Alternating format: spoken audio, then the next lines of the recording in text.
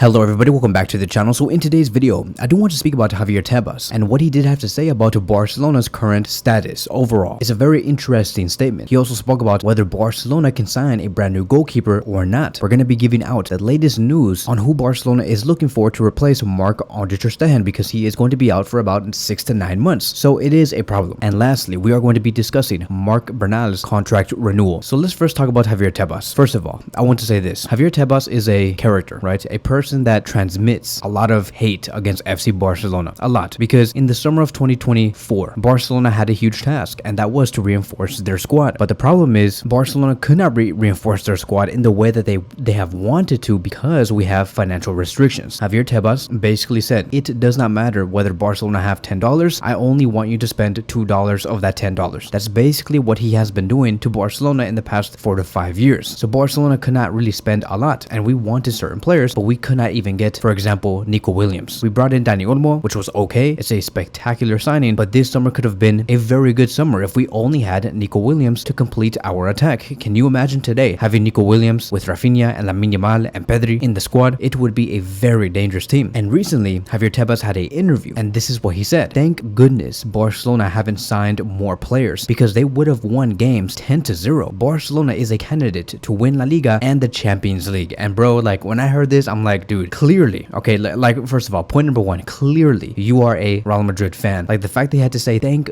goodness that Barcelona did not sign more players to win games 10-0, 9-0, 8-0. It's a relief to him. It's crazy. I know that he may be joking in the interview. I understand that, but it's just the fact that, like, you know, what type of president says things like this? You don't hear the president of the Premier League or the Bundesliga or the Serie A saying stuff like this. It's very, I would just say, unnecessary. Like, okay, you think that, right? But keep that to yourself. You don't have to put that out there. It's okay. The transfer window was closed. Let Barcelona work. And he said this. He said, thank goodness Barcelona have not signed more players because they would have won games and embarrassed teams by a 10-goal margin. And then moving on towards point number two, and that is that, you know, Javier Tebas is not wrong. Like it's 100% facts. Can you imagine if Barcelona signed the players that they have wanted to? Can you imagine if Javier Tebas gave us the blessing to say, yes, because you have $10, you can spend the total $10? Can you imagine that? Can you imagine how strong Barcelona could have been today under Hansi Flick? It would have been way worse for everybody. Keep in mind that when Hansi Flick came in, the first 3 players that he wanted to sign was Dani Olmo, Nico Williams, and Mikel Merino, a central defensive midfielder. And that was basically it. So can you imagine this team with those 3 players today? We would have been okay. We would have been very solid. And that is why I cannot wait for Barcelona to finally achieve financial stability. And the one thing that we are all waiting on is the Nike deal, which is currently being worked on. I know that many of you guys are asking, like, what's taking so long? This should have been done 2 to 3 months ago. Like, what happened? So Joan Laporta did explain about 3 weeks ago that yes, they're still working on the Nike deal, and that because of the fact that they couldn't complete the deal before the transfer window did close this summer, they just said, you know what, we're just going to be relaxing. We're just going to be taking our time because it does not matter whether we complete the Nike deal today or in the next 5 weeks because the transfer window is not going to open back up until next year, which is why they're just taking their time to make sure that it is the strongest deal possible. And hopefully, maybe Barcelona can be guaranteed a even bigger compensation up front in terms of the sign-on bonus. As of now, the only thing that we know is that Barcelona will receive around 120 million euros up front as a sign-in bonus, with 95 million euros a year for the next 10 years, which ultimately does amount to over 210 million euros that Barcelona will receive. It's a huge, big compensation, which is why all of us are just waiting for that deal to be fully completed. And it will for sure give Barcelona the financial strength to show to La Liga that yes, we are on the 1-1 rule, give us that permission, and yes, let us sign the players that we do want because we want these players, etc., etc. Now, I know that many might say, but Kevin, you already know this whole thing, right? Superstars do not guarantee success. And yes, of course, I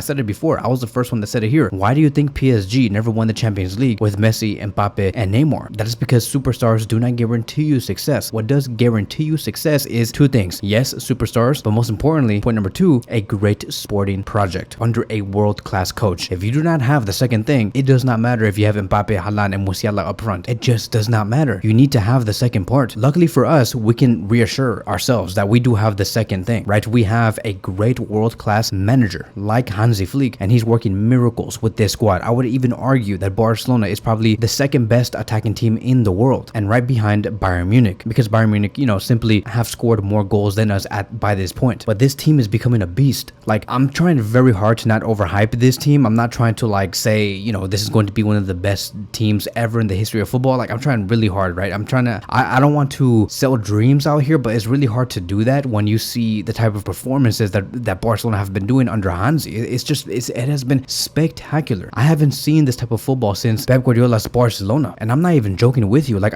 again, I'm trying to watch my mouth here, but it is simply just too spectacular. The football that we have been playing, it's intense, it's fully focused, the attack is amazing, and we can rip any team apart. Any team. Just give us our injured players back and you'll see. So like, we know the capabilities of the team that we have today. It's all about now moving forward to fine-tune this squad. We are like 2 world-class players away from becoming world beaters. This is why in the summer of 2025, I just cannot wait for that moment, because for sure the Nike deal will be done, and I just cannot wait, because I think that if I was Deco and if I was Joan Laporta, I would focus on 3 players. 3. That is going to be Erling Haaland, Florian Wirtz, and Musiala. Those 3. Now keep in mind, I'm not saying that Barcelona should sign all 3, even though that would be nice, but no, we signed one of these 3 players. Just only one. It could be Musiala, Florian Wirtz, or Erling Haaland. They're all going to be costing more than 100 million euros. That is for sure. But Barcelona will be very close to spending that type of money. We have talked about this before. One of the people that work very closely with Joan Laporta and Deco did state 2 weeks ago that Barcelona are very close on being able to be a club that can sign whoever they want, and they're very close on also generating 1.2 billion euros in income. So we're gonna have to wait and see. I'm pretty sure that even Javier Tebas himself knows how dangerous Barcelona will be in the future. Like, he knows that for sure, because the fact that he said, thank goodness that Barcelona have not signed more players, they could have been winning all these games by more than 10 goals. He even knows himself how powerful Barcelona will become, and that's a fact. Now, does this mean that Barcelona will not be contenders this season? Of course they will. Of course. Hansi Flick is doing miracles. I do see ourselves as contenders for all trophies this season, which is the Super Cup, La Liga, the Champions League, and the Copa del Rey. So Javier Tebas also spoke about whether Barcelona can sign a new goalkeeper, and this is what he said. The regulations allow the signing of a player with the same amount of the long-term injured player. They can sign a player whether it is a goalkeeper or not. So it's very interesting, right? Because, now that you think about it, could Barcelona actually sign somebody else instead of another goalkeeper to replace Ter Stegen? They could. Maybe. That would be nice, but I think that when you just have Peña as your main reinforcement, and then you have the other ones like Astragala or Kochen, they don't have first-team experience, and we have to be very careful, because if Peña gets injured, then Barcelona is truly screwed. So for sure, we are going to be placing our efforts on bringing in a brand new goalkeeper. In regards to Marc-Andre Ter Stegen, it states here that he has successfully operated on his injury, which is his right knee, and a source did also claim that Marc-Andre Ter Stegen is confident on playing again this season. He hopes to return in May and is optimistic that the team will be fighting for at least 1 trophy by then. The estimated recovery time will be between 6 to 9 months, and everyone is clear that the main thing is to recover fully. However, the player will do everything to return as soon as possible. Ter Stegen is the one who has forced to undergo surgery as soon as possible and not wasting a single day. He wants to come back before this season does finish. So it is very exciting to hear that Marc-Andre Ter Stegen is not backing down. He's not saying, you know what, I'm gonna just take my time. This whole season is over for me, so I might as well just relax. Ter Stegen does not want that. He wants to be there. He wants to be there in May. He wants to win La Liga with the rest of the Barcelona players. He wants to be part of this big movement, and I understand that. Now, Matem Moreto also claimed that the club does trust Iñaki Peña to step up as the number 1, but are considering their options from a long list of available goalkeepers. A decision on whether to sign a new keeper and what type is expected to come very soon. And one of the goalkeepers that Barcelona have been looking at, it has been Keylor Navas, a goalkeeper that has represented Levante, PSG, and Real Madrid. Can you imagine if Barcelona actually bring in Navas, who once represented Real Madrid? The amount of people and the amount of Real Madrid fans that would hate to see this move happen is going to be amazing to see on our part, because they're going to be like, bro, really? You decided to join FC Barcelona out of all teams? Mundo Deportivo has claimed that Navas is currently being managed by Jorge Mendes, and he is open to listening to Barcelona. He sees joining Barcelona with good eyes if he is given the opportunity, because he wants to play again. He has been training in Costa Rica. His salary would also not be a problem. So in his transfer history, yes, he has played with Levante back in 2012. He made that move back in 2014 to Real Madrid, spent 5 years there, and then eventually went to PSG in the summer of 2019. He played there for 4 years with Ramos, with Messi, with Neymar, anymore. He saw everybody with Kylian Mbappe, and then eventually went to Nottingham Forest for about a year. Went back to PSG this summer, but then PSG just said, you know, we're just gonna let you go. And now he is a free agent. And at the age of 37 years old, could this guy be our answer in the goalkeeper position? We'll see. I'm not going to be speaking too much on this goalkeeper yet because not everything is 100% official, but it's a very interesting move. And to be honest, why not, right? Why not have Navas here for just the remaining of this season? Like, let's run it back to what Barcelona did in 2021. Remember when Barcelona signed a bunch of players for a span of like 9 to 10 months under Xavi Hernandez, when we had Luke de Jong for like a year, Adama Traoré for a year and a half, Dani Alves for a year and a half? Let's run it back. Let's just do it, right? Let's just cover a patch. Let's do what we did before and have Navas have the spell of his life with Barcelona, because Luke de Jong did. He said, you know what, I'm not going to be here for that long, but let me make my mark. Let me become a legend. Look at Aubameyang, right? He was only here with us for 6 months and then he left, but he made a mark. He made a very important mark, very impactful. Same with Dani Alves. So why not? Why not bring in that spirit for a couple of months? It has worked at Barcelona before. So it is going to be a lot of fun to see if Navas can really pull it off. Clearly, we have moved away from operations like that, but with this unexpected turn of events of Ter Stegen, somebody like him would greatly be welcomed. And now lastly, I do want to speak about Marc Bernal. It says here, according to Moises Llorens, that Barcelona will make Marc Bernal's renewal official this week, despite the interest of Manchester United and Newcastle, and they were willing to pay 20 million euros. And oh my god, bro, like this could have been a moment for us to make one of our biggest La Masia transfers of our lives. But Barcelona have denied, and as they should. I think that all of us can agree that Marc Bernal should not be going anywhere. He is the future. He is our future number 6. He is going to be the reason why Barcelona will not spend a huge amount of money for a central defensive midfielder in the future. We were eyeing Mikel Merino for 35 to 38 million euros.